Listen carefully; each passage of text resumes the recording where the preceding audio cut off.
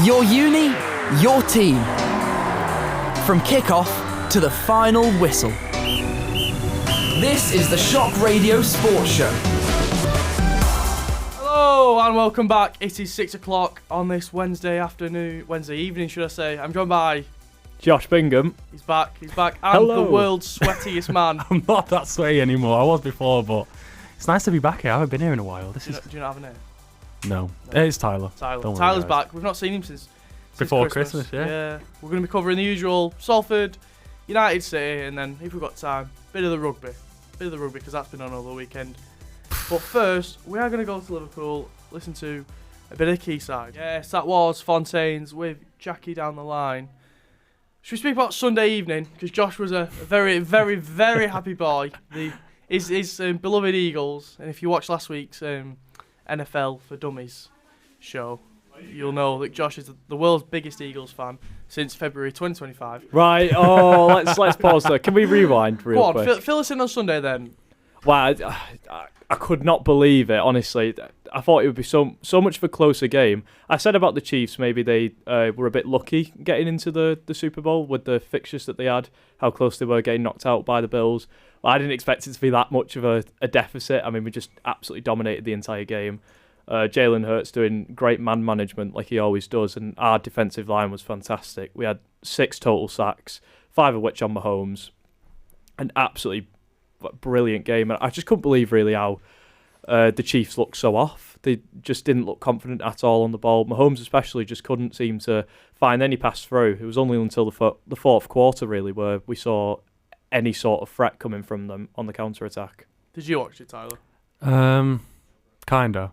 What do you mean? How do you kind of watch the Super Bowl? So I had it on, but I was doing something, so I would just peek. Yeah, to be fair, I'll back that because Just a little peek over. we were in the student union, weren't we? And the queue for the bar was so big that you could go in one break and the time would only go down by like 2 minutes because of the amount of stoppages. Yeah. Well, yeah. But it was my first Super Bowl, and I tell you what, I didn't watch it all because it finished at silly o'clock in the morning. Mm-hmm. I'm hooked though. I really enjoyed it. I agree. No, I agree with There you. we I go. agree. I I sat agree. there with a few pints and some wings, thinking, Yeah. I do come into it going, this is just soft rugby in it. Like, they don't wear armour in rugby. Why are they wearing armour in this? But the amount of chaos that goes on, It is good though. every man for himself. And Yep. it was like that for parts on Sunday. It was great. I really enjoyed it. The strategy behind it, I always love. I feel like it's so much more unique to rugby. I love rugby in its own regard, but I think if you want pure team strategy and different plays that you can do, American football's one of the best for it by far. I love it as well. I just love. He's so American that I love it. Like Really? That's hard to believe. no, but like, yeah, I'm like. I mean, it was my proper first Super Bowl. I have watched it, but not like. With really, an intent to. No, I'm yeah, sitting exactly. down and watching Yeah, the Super exactly. Obviously, everyone knows the Chiefs anyway. Yeah. But the Eagles, they were in the Super Bowl a couple of years ago. I watched a bit of that Super Bowl as well. So to see them win to beat the Chiefs, I mean, I said I think I want the Eagles to win, but I think the Chiefs will win. But to see the landslide it was We got our fun. revenge. Is it good Yeah. that the Chiefs didn't do a three-peat? Yes, Why? I would say so because I don't know. It just stretches out the record longer, so it means that one day when a team does achieve it, it'll feel even bigger than it already does now. I mean, I know we've had 59 years of the NFL. No one's come close to it. Only the Packers and now the Chiefs, which are literally from now, and then the Packers obviously in the 60s. So stretching it out even longer is good because it means that when that does happen that one day, it'll feel even bigger than it already does now. Yeah. Should we talk to the world's sweatiest man about what he's just been doing? What have you been up to, Tyler? Yeah, go on. What have you been up to? Had a little Bucks game with the University. Salford seconds against U92 basketball. Yeah, basketball. Yep, last game of the year. Because that is your sport, isn't it? Yeah. If we go from one American sport to basketball, Define my sport. When I first met you, the first thing you said to me was... It's the best conversation starter, I will say. Yeah. The first thing you said to me was, I'm a United fan, I play basketball. I used to play, but not anymore properly. Just getting back into the swing of it. Well, no, because the season's done now, and that's me done. I'm not doing it again. I went to the team to win and then won 2 games on the bounce, and now Wait, Who is this, Michael John? Hang on, you're Paul retiring? Scholes. It's like I don't know if I'm retiring. I don't want to No, say that. no, but do you know no, like no. Paul Scholes when he came back? Did you go and buy some shoes from Sports Direct? No, I had shoes. I already What had in shoes. the what in the Thierry Henry am I hearing? Honestly, No, it was better than that. It was like Paul Scholes coming back. That's what I'm comparing it to. This is outrageous. Won the game. Team wasn't as good as we are. They're like bottom of the league, but still had to do our job. And Yeah. you know, I feel like a media train right now. What score did it finish? 84-43. Good show. Where have you finished in the league? So basically, it's a 3-way tie between us, Sheffield, and Lancaster. Everyone's beat everyone basically. So we've beat Lancaster beat Sheffield, but Sheffield beat us. And I think we need Bolton to beat Sheffield for us to get promoted. But if not, we finish second. So Do you get nothing for finishing second? No. Not like a 2-place. No. no, I don't think so. No. I don't know how it works, to be honest with you. God, you're helpful, you aren't you? I don't know. I just came to play basketball. I don't. I'm know. gonna I can respect. I don't know. that. I'm going to come in. details. Can we do a super sub? Yeah. Just on that, so yeah, it is just first, but for the past 2 years, the seconds have finished second in the league, and they've been stagnating in the same That's league. a free P that you don't want. Very true, actually. It could be, perhaps. Well, I came and Saw, conquered. I came, basically, it was 2 weeks ago. We played Lancaster, and I will say I did my job. I did what I should have That's all you done. can ask. That's all you can ask. Why do you play basketball? Is it just because you are so tall? Or It is was, yeah, no, because initially I played football, and then my high school coach was like, "You're tall, go to basketball." I was like, "I don't want to," so he basically forced me to go, and then from there I played. But it was literally just because I'm tall. So you went and played, and you have a love for basketball now. Yeah. How long did that take to like nurture? Because starting a new sport, you're not going to love it straight away. Are you? From the year 7, I played it, and then year 9 is when I actually joined the team, and then it didn't take me because I was already like improving beforehand, so it was probably the best part of like 2 years that I really developed. Yeah. And then once you're into it, it's like it's not that I'm forced to love it, but because I'm doing it so much, it's like I do love it. And even stepping back and even watching it now, I watch it with a lot more love than I used to. I used to just watch it for the sake of it. My basketball pedigree before coming to uni was I watched The Last Dance in lockdown. A silly amount of time. It is a good series. It's a really though. good It's a good documentary. series. But what stands out to me the most about basketball from watching it, and the firsts are amazing, it's like the collectivity. They win together and they lose together. There's Yeah. no arguments. Yeah.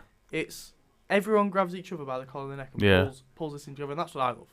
I think it's great. There's no obviously you've got your main players and you've got the players that may not get as much game time, but you're all in it together. Especially in a game like basketball, stuff can happen in a split second. So Yeah. you could go from not playing to be like few injuries. You could get that's what I like. I like you're never really comfortable as well. I enjoy games where you're under pressure. You have to perform. So yeah, that's what I love about basketball. We've covered basketball for Shock TV, which you can find on YouTube, haven't we, Bingham? Oh yes, What's plenty been of your times. highlight of watching basketball? I just love the fast-paced nature of it. I think it's fantastic because honestly, of all the sports I've commentated, basketball is one of the hardest. I think because it's so fast-paced. Like You've got to be on it. It's here, there, everywhere. So quickly can you go from someone scoring 2 points off a 3-point shot, and then all of a sudden it's the opposition's on the counter attack and they've just scored as well. And it's trying to keep up with that pace across 4 quarters is just such a challenge. But I think it's great to watch really because you're just constantly engaged. There is always something going on, whether it's a free throw or it's a counter attack or just trying to slow the game down, trying to find a way through, weave the way through the centre. It's a brilliant sport. I don't know why really you can't love it for that factor because it's just easy to watch. The referees don't take any nonsense. No. I love that as well. It's they point, they whistle, that's it. There's no arguing. It's all said and done. It's not like football where there's sometimes a bit of handbags, a bit of moaning. The referees they're really firm, and for university level, they know what they're doing. Yeah, That's great. 100%. Yep. Right, we're going to play another song and then we'll be back to talk about the usual stuff. But first, yes, that was Viola Beach with Boys That Sing. It is 6:20. This is your sports show. I'm Will, Josh and Tyler are the guests this week, and we're going to start with Manchester City. 3-2 last night. The Real Madrid Magic or It was a real. I watched. It was such a strange game. It was like go on? Why? Tell us why was it strange? because you've got the. It's so strange because City haven't been bad. They were. I think they were playing. They were playing quite well, but Real Madrid are Real Madrid, so they're always in it. And then before you know it, so obviously Real Madrid were on top, and then Haaland scored his first. So you're thinking, oh, this is going to be a good game. But then I don't know who scored for Real, but they equalised. Well, Mbappe scored in the 60th minute. Yeah. So it took Mm-hmm. until the second half to get the Yeah. equalising goal, and then after that, It was carnage. It was carnage after that. Then you got Haaland scored a penalty. Yeah. So you're thinking, right, City might be. But then I think it was, who is it? Brahim Diaz. Brahim with the Diaz, who used equaliser. to play for City. Yeah. I think it's a poor goal to concede from City. I think it was was it an Edison save, or it was Summit, and then I think it was Edison. Actually, yeah, and then Brahim Diaz just got in front of the defence, easy, and then that third goal was Bellingham. cinema. I don't even know what happened. Bellingham's been really clutch for Real Madrid these past 2 years. The amount of like winners and equalisers, not even in the last minute like it was the years today, but in general, that he's been great for them. Mbappe's goal, should we talk about that? If you haven't seen it, anyone watching, the cross comes into the box and he volleys it, and he miskicks the volley. It's like It's like his goal in the World Cup final. It's like his goal in the World Cup final, but and he doesn't connect to it properly. And this volley, if he does connect to it properly, it goes into Rowe's head. And he doesn't connect with it properly. It comes off his shin pad and misfoots Edison and just bounces into the top corner. And it's one of the funniest goals you'll ever see. It was great. I will ask you this: Man City, not been in awful form before Christmas, settled around New Year, middle of January, but not been great form recently with that quite a devastating loss to Arsenal. What are we saying?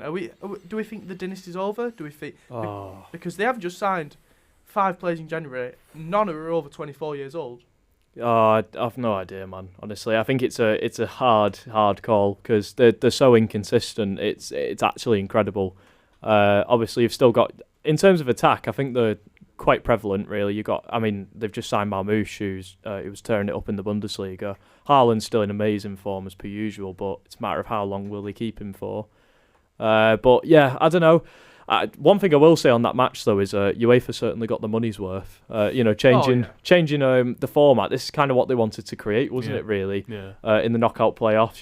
Really entertaining football with massive sides who were scrapping to get to the last 16, and they got that for sure. But as for City, I've no idea because even against Leyton Orient in the FA Cup, it wasn't a convincing win. It was only. Leyton Orient took the lead. They had to bring on De Bruyne and Foden to really, get a hold into the game, and obviously they did after that. But that's because you've got two best players on. City are playing a team on their footing, Leyton Orient. That's what you've got to remember. And I found that absolutely incredible, really, because you'd think that was something that would be a write-off. City straight through to the 5th round. You were thinking another 8-0 like against Salford. Yeah, exactly. And it just didn't go that way at all, and they had to start bringing first-team players on. So when you're having to do that in the FA Cup so early on, there's potentially something going wrong.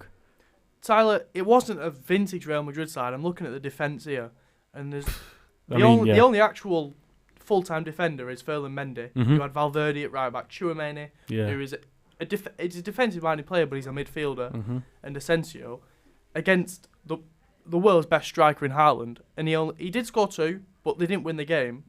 Have City missed an opportunity against Real Madrid here? Yeah, 100%. That's what I think anyway. Obviously, it goes hand in hand because you've got that makeshift Real Madrid defense with the attack of City, but then you've got the you can't even. City's defense this year have not been what you expect. No, they've been very suspect this year. I couldn't even count on 2 hands how many mistakes. Off the top of my head, that's even the derby. That's 2 mistakes from the defenders. Obviously, they kind of settled down against Real Madrid, but at the very start there was a lot of defensive mistakes from Man City. So I think City missed an opportunity. I think so. I think you've got a makeshift Real Madrid defense. They've got 3 centre backs out. The top 3 centre backs are out injured. But is it a missed opportunity? I think so, because then you now have to go to the Bernabeu and try. That's a tough place. Notoriously, not many teams come away with there with a result. Absolutely. And they've really shot themselves in the foot. Because like you said, the injury list for Madrid is absurd Yeah. in the defence. But again, they can't back it up in their own defence, even with the signings that they've Mhm. made. So, Yep. It would not surprise me if we saw Madrid just about scrape through to the knockouts, and maybe we wave goodbye to City. Would you say it's possibly a Pep issue? Because he signed Mamouche, and Mamouche was tearing up with Frankfurt in a two-man partnership, and now he's been forced onto the left-hand side, and you see City play a four at the back, or on paper it's a four at the back, but with four centre halves. Could it be argued, should I say, that Pep's trying to come across as a genius and doing all these new tactics and influencing the game instead of actually playing players in positions that they like? I think he's coming off as quite stubborn. I mean, I heard the pundits on the game yesterday talking about it. But you're 2-1 up with I don't know how long was goal. Let's just say 20 minutes. They were 2-1 up with 10 minutes. 10 minutes to go. So you've 10 minutes to go. You've been in this position before. I mean the game. I think the game against Feyenoord, for example. 3-0 up and draw 3-3. The United game, they were up until like the 89th minute. Yeah. If any of you can fill me in on any other games like that, but I think the Pep's is so stubborn that he's 2-1 up, but he's still trying to play the Pep way. Wayne Rooney said it last night. Yeah, he did. And I agree. I personally agree with him. I think you're 2-1 up with 10 minutes to go in a knockout round. You've got to. You might have to just let your pride go aside and just go. You know what? We're just going to defend for our lives. A classic, some may say, Brexit football tactic of kick it out, but go long. Pep's never been known to do that. No. So, I mean. Can I have your thoughts on it, Josh? Yeah, I could agree with you on that. I think there's a sense of pride that comes with it because, he's like, oh, I invented Pep ball, a whole new way of playing football, this sort of, I guess, like tiki-taka style, constantly on the press. And, sometimes you do have to just let that go. And that really creates a difference from an incredible manager to an absolute legend. No doubt Pep's a legend, but I think there's... there has to be a point where sometimes he needs to slow down and think, okay, I've not got the team I've got 2 years ago. Maybe it's time we roll it back a little bit, perhaps. Yeah. Looking at the next run of fixtures, they've had a horrible run starting with this Real Madrid game. They've got Newcastle on Saturday in a 3 o'clock kickoff. At home, though, if it was away, I think that's a certain loss. With St James's Park has become a bit of a fortress lately. Oh, yeah. Mm-hmm. They've got Real Madrid again away at the Bernabeu, as we've just discussed. Not many, if any, teams come away with a result, especially in Europe. And then it gets a bit easy for them. They play Liverpool at home on Sunday. And it's like... Okay, I see how it is. Right. There's no... I see what's happening. There's no end for the... Like, it's a horrible run, this. There's no end for the bag fixtures. What do we think is the next 5 games going to hold? 3 games, should I say, hold for them? At max, I would say. 2 points? 1. Yeah. Newcastle, I'm assuming. That's only if maybe the defence looks a bit off. In terms of attack, Newcastle's going to tear them apart. I'm loving Isak at the minute. Yeah. Can I just make that Oh, my point? word. The Arsenal game. Are you guys? Isak's such a great combination of a winger and a big old-fashioned forward in the fact that he runs in the channels, the ball's great at his feet, but if you kick him, it will kick you back and he'll have a battle with you. And I'm loving him to watch. And Anthony Gordon as well. Yep. They work so well together. It's such a nice partnership. It works brilliantly. And then you've got players like Joe Linton as well in the midfield who just provide that great route through the centre. They look so complete in attack. It's incredible. The transition from Joe Linton from a horrible striker to this sort of bruiser of a midfielder that's like an 8/6 hybrid is great to watch. Anyhow, I was actually really well it's with absurd. That. We do laugh, but it is. It's commendable that he's turned a lad who was laughed at for scoring no goals for Newcastle into this unstoppable midfielder. Yeah. Tonali as well has been on great form. I mean, obviously he's back from his gambling ban. Yep. He's finally back. Yeah, that happened about a month ago. He's obviously had a really rough year with all that and not being able to play. But from any time I've seen him come on the pitch as a sub, whether it's a Prem or Cup game or anything, he's looked on it and he's looked fantastic, just like he did at Milan and just like he did at Newcastle before he got banned. And then it's all kind of the icing on the cake, I guess, is Guimaraes as well. Bruno Guimaraes is a wonderful midfielder. Oh, world class. Yeah. Should we go over to the red side of Manchester and cover what was genuinely one of the worst matches I've ever watched. I fell asleep during the first half. I woke up to the Xerxes goal. And Tyler, you're the United fan. Yeah. I'll let you fill I could go on and on about. It's just so. I don't know. I mean, it's the same old, isn't it? Like, I just think at this point you have to back the manager now. But then again, I don't think the manager should not. I don't think he should be, held as a saint the whole time. I think our new signing Dorgu, he's a left wing back, but he plays in right wing back and has Dallo as a left wing back. It's like you've signed a left wing back because we need a left wing back, but then you don't play him left wing back. It's like maybe he knows something I don't know, obviously, but it's just so strange. But we got the win, so. Yeah, I'll be honest, I was pretty baffled by that. I thought that was a disgrace of a decision. Yeah. All I'll say is, why VAR is not in at this stage of the cup. Can we discuss this? I agree. VAR only comes into play at the 5th round, which is the next round. And I don't know the thinking behind it, but I am going to assume that the thinking is because, say you're playing at Boston United, they don't have the facilities for VAR and things like that. But then Plymouth have got to the 5th round. Are we assuming that Plymouth have the facilities for VAR because they're at home against City? Yeah, that's true. What if a non-league? Yeah, what if a non-league side gets in? Yeah. Like you have VAR for the whole or you don't have competition, it, or you don't. Yeah. Because it doesn't make sense. Like United, it should have gone to extra time on Friday night. I mean, I don't even know what the linesman's thinking. Full stop. Anyway, because I mean, I saw it on the TV. Nowhere. Obviously, we get a good angle because we get the line of the defence, but the linesman's right in front of Harry Maguire. And he doesn't see it. I just don't understand it. Yeah, it's incredible. I mean, for all we could know, United could have got knocked out. But again, we won't know that because, poor decision making. Some may say that the linesman had just had enough of the quality of the game. Do you know what? Fair enough. Maybe he was asleep as well. I can't stand another half hour of this. But if you've got any thoughts, please message in on 07729 720 708. Hey! He plugged the phone number.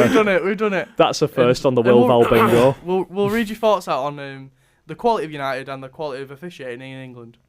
But yeah, are there any more thoughts on the game? Because there's much nothing. More. You can't say any more on United. Start Xerxes. It's the same every week. Play Xerxes. It's fine. FA Cup's a Mickey Mouse Cup anyway. But no one's ever said that about the FA Cup. He's got kicked out. Yeah, we'll talk about Plymouth and Liverpool, shall we? Right. Tell you what, boys. Hear me out. Right. I've got the perfect answer to this in 3, 2, 1. Right. So, FSG.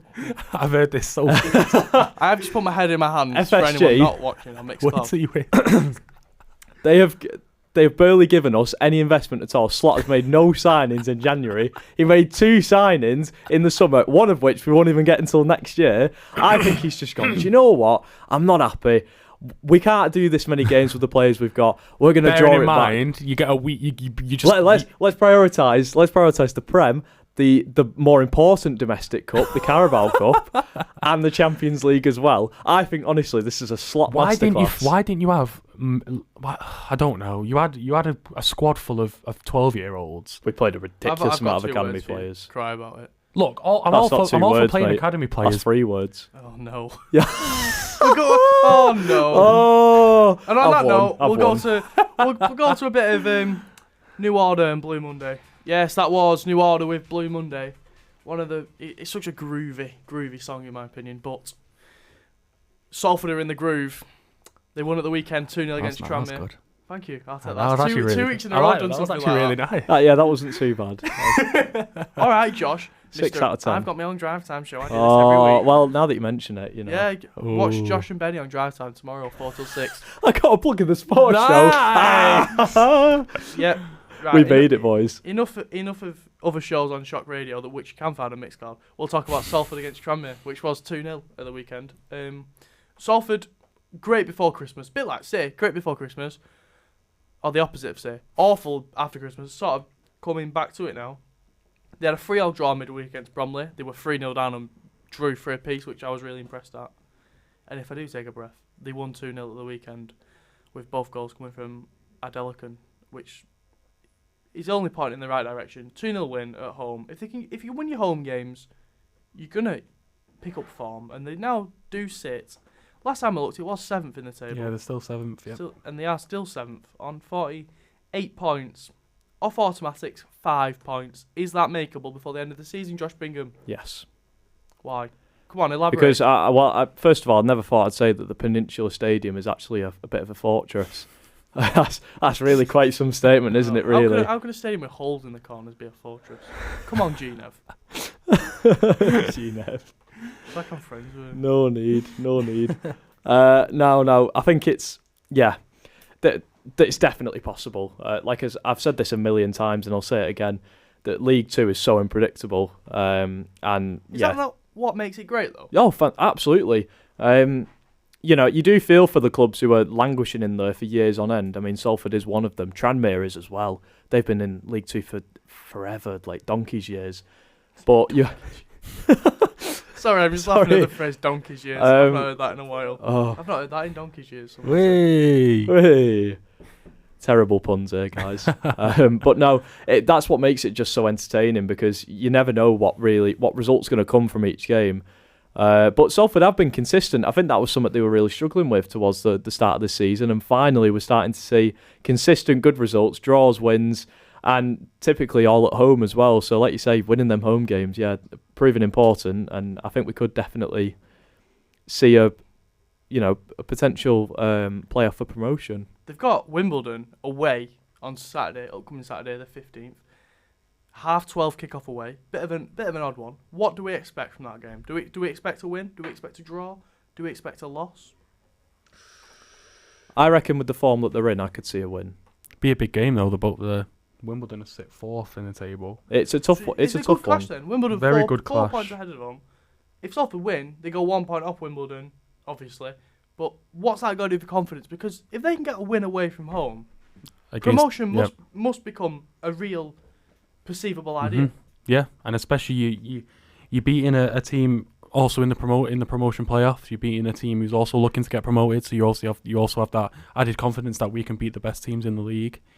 And if results go your way, you could end up 2 points away from promotion places. Which, if you're a Salford fan before the takeover saying, "Oh, we could get to League One or whatever," you'd be flipping itching at it. But usually clubs that get promoted to League One, sky's the limit at that point. Before you know it, you're in the Championship. I mean, look at Ipswich. Yes, exactly. Ipswich as a big example. Luton, again, a couple of years ago. Brentford, Ipswich, Luton. Brentford are a great example as well, coming from I mean, non-league. maybe, but if you're thinking back a few years before that, you got Bournemouth as well. Yeah, yes. Bournemouth. Well. Southampton comes to mind as well with like. Did Southampton get to League One and then come back up slowly? Because they were Premier League. They were like a firm fixture in the Premier League during the 90s. I think do you know when they get promoted with like Adam Lallana and stuff like that? I can't. I mean, correct me if I'm wrong, but they might have been in League One, got to the champ. But obviously Ipswich, Luton, recent examples.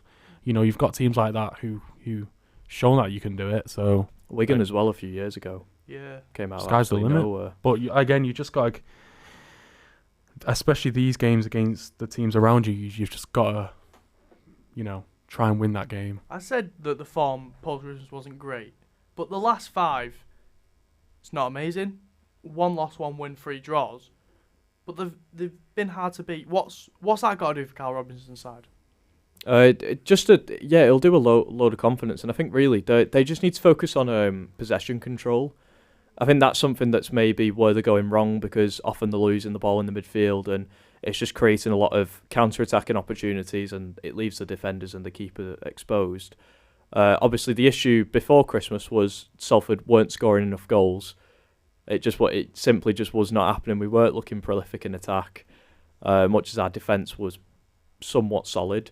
But that seems to not really be. Salford have got the 4th best defence in the league, which is a testament impressive to the 7th place. But it was a big reason why we kept on either just narrowly scraping a win, or narrowly losing, or for the most part just getting draws all about. But now we're starting to see really our attack is looking a lot more prolific. We're looking more confident, more dangerous. But I think in that midfield, in the midfield, there needs to be a bit more control and dominance of the game, which I appreciate is hard to do in League Two because of how frantic it is. But if we can nail that, I reckon we could see Salford climb up the ladder quite quickly and have a real shout at the playoffs, or maybe even automatic promotion if we're being bold. I'm going to ask you for a prediction against a game on Saturday against Wimbledon, gentlemen. What are your thoughts? I'm going for a 1-0 Salford win.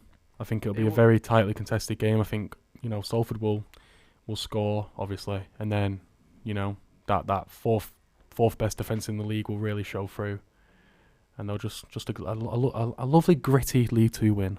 You can't beat a good gritty performance. No, you can't. Because they might not be the best spectacle to watch, but from a player perspective, you've just come from a real hard battle.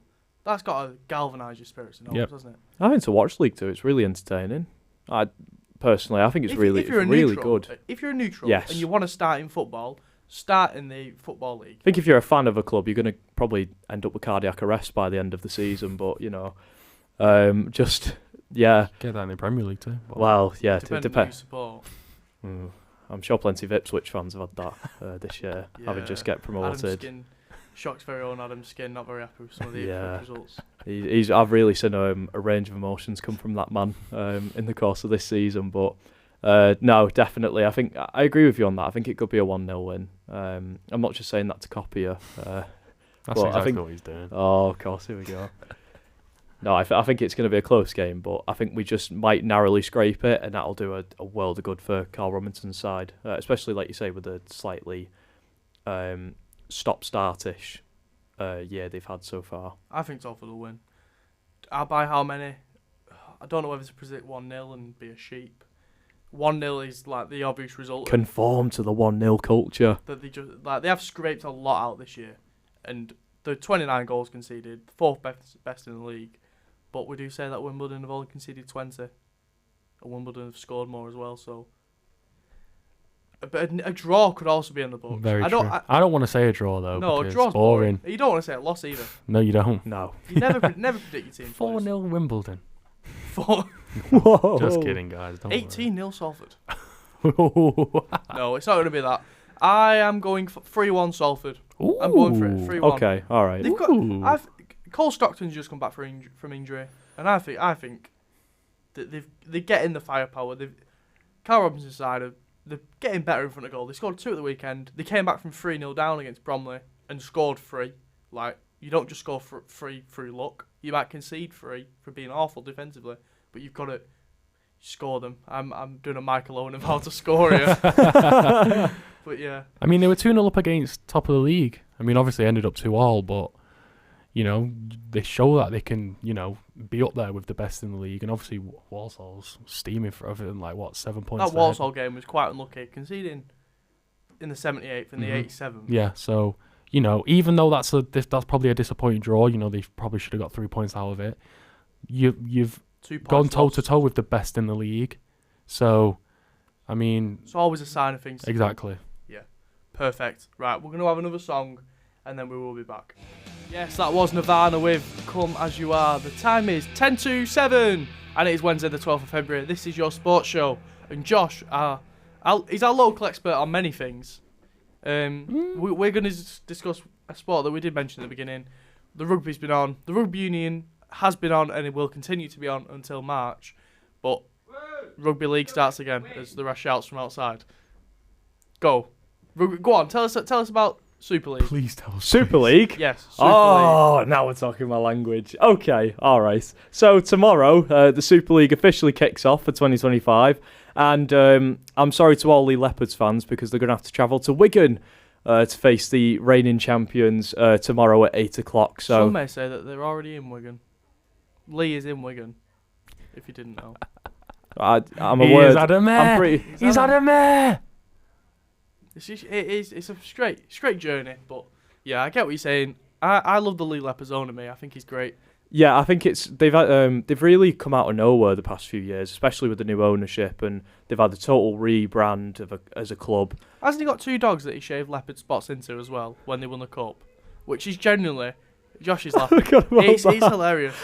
I'm sure that's a thing. And if it's not a thing, Lee Leopards sort it out, please. Well, I mean, for Wigan, in their perspective, they'll be happy with the fixture they got because as much as Lee tend to be quite a somewhat threatening club, I think that ultimately we're going to come in with a boatload of confidence. They won so many trophies last year, of course, are Super League winners as well. So they are the team to beat. And I think from Lee fans' perspectives, they'll be a little bit nervous going into it. I have a flatmate actually who's a Lee fan. and I was asking for her yesterday on some thoughts about the game, and she just walked out the room, really. Yeah, I've just in the studio. I've just shown a picture of Lee Leopoldona in a full leopard print suit, which is you've got to respect. I appreciate. Yeah. I also just want to plug. Can we plug Salford Red Devils as well into this? Yeah, we can. Okay, right. Mainly because I'm a Saints fan, so it's a good chance. So Salford Red Devils, despite all the tumultuous past few months that they've had, they'll be coming back on Saturday. They'll be travelling to the the best town in the world, St Helens. The paradise that is. The totally wicked stadium. Vegas or St Helens, which one? Yeah, it's a really hard debate. I think I'm going to have to go St Helens on that one. Yeah. Go to Leisure Time Casino in town. Yeah. Since Las Vegas doesn't have a Leisure Time Casino, does it? Does Las Vegas have a rugby? That's my rugby input. That's my rugby input, guys. It's all right. We'll take it. Well, they have an NFL team for handbraking back onto the that. rugby is being played in Vegas as well. In the upcoming. What's going on? May? I believe it. What on earth is going? The rugby is being played in Vegas though. It's not like a fever dream. This is something. When you said May, then I was thinking Magic Weekend because I was going to say Newcastle and Las Vegas are two very different places. I'll search. So Wigan are playing in Vegas. Why? I imagine it's to try and get rugby over there because NFL and rugby are very similar. Yeah. So if you can get people playing both, which I think would be Imagine great. going from playing flipping in St Helens to going to Vegas. What the hell? March, the 1st of March. Best town in the world. Who they playing? I'm unsure on that.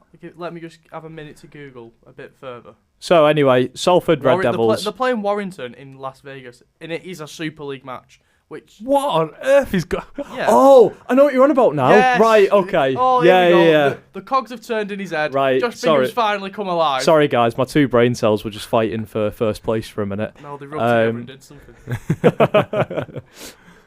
As per usual, but no, Salford Red Devils versus Saints will be on Saturday. Of course, Salford will be looking to, despite the troubles they've had the past few months, come out with a win. And well, St Helens, a team not long ago who won 4 Super League titles in a row, will be looking to finally get back up to speed again. 3 in a row, is that right? Going in 4, it would be 4 this year. Is that right? So they're on a three-peat. I think potentially they may be en route for the three-peat this year. I've had the Wigan players in my work. They're actually sound. They did drink a lot, but they were sound. I feel like rugby league players they are just like that. They're a lot more friendly, and they interact with the locals a lot more. Like I remember from when I'd be back at home, you'd literally go into Costa, and you'd find about 2 Saints players there. Oh, it's absurd. You just walk around the corner. Oh, James Roby's there. Devils. Come on. Yeah. What are your predictions for Salford's game against St Helens? Do we think it'll be a landslide victory for St Helens, or do you reckon Salford? We've lost a lot of players at Saints the past few years, a lot of iconic ones as well. The big one for us was James Roby a few years ago, who's now on the coaching team. But even then, we're relying a lot more on our youngsters. And I think, I'm going to go maybe 27-14. I think that's going to be for a score. I'm going to go score. I'm going to go score. Yeah. I'll hold you to that. Salford win, I'm saying. Yeah, I'll back the Salford win. I'm afraid that is all we've got time for this week. You can find everything that we do on Mixcloud. So if you search Shock on Mixcloud, you can find Josh Bingham where? You can also find us on the Shock TV YouTube channel as well. Oh, where can I find you? Where can you find me? Oh, we've done this 2 weeks in a row, haven't we? Yeah, you can find me at Josh Bingham Journo on Instagram. Tyler? Whatever you want. Where do I find you? Tyler the Journalist on Instagram. Yeah, it's you like that? Actually. You like that? Yeah. I've been Will. Thanks, this has been your Shock Sports Show, directed for Shock TV by Mr. Aaron Walkden. Thank you very much. This is Cornerstone by Monkeys. Enjoy.